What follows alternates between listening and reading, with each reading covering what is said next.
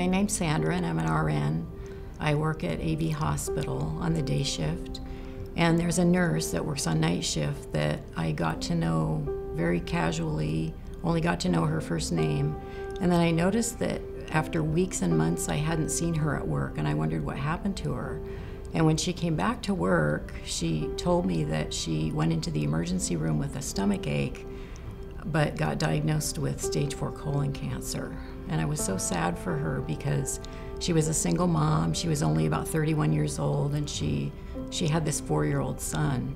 I was sitting in church listening to Pastor Chappell preach, and for some reason God started pressing on me really hard that I needed to go see her soon. So she was in the hospital. I went to the room. So that was the opportunity I was praying for, that I could talk to her alone. So I got up and I shut the door, and I felt like Jerry Furso was in the room with me because he teaches us so well, he trains us so well, and he says, ask her that question, is she on her way to heaven? So I asked her that question. I said, Diana, if you were to die today, would you be on your way to heaven?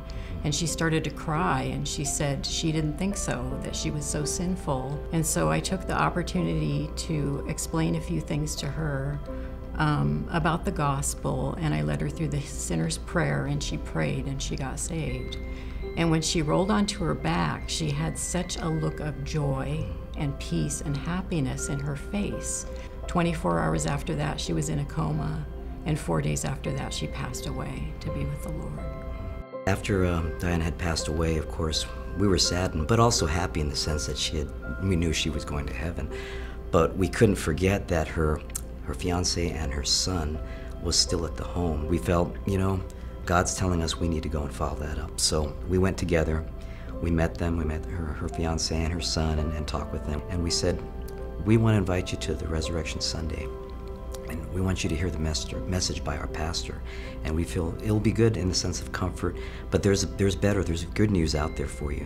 They came to the church with their son, and the son was, and her fiance was so joyful because the message they received from the pastor was, I think, life-changing.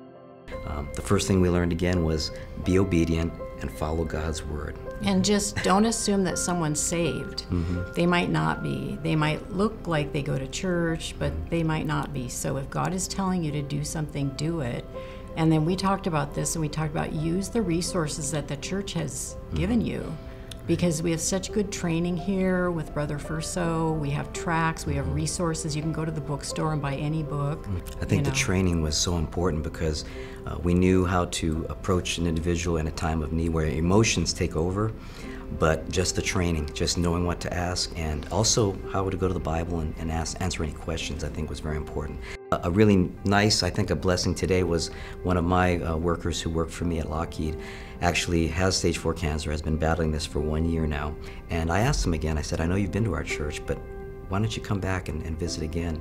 And he said he would. So he will be my guest on this upcoming Open House Sunday.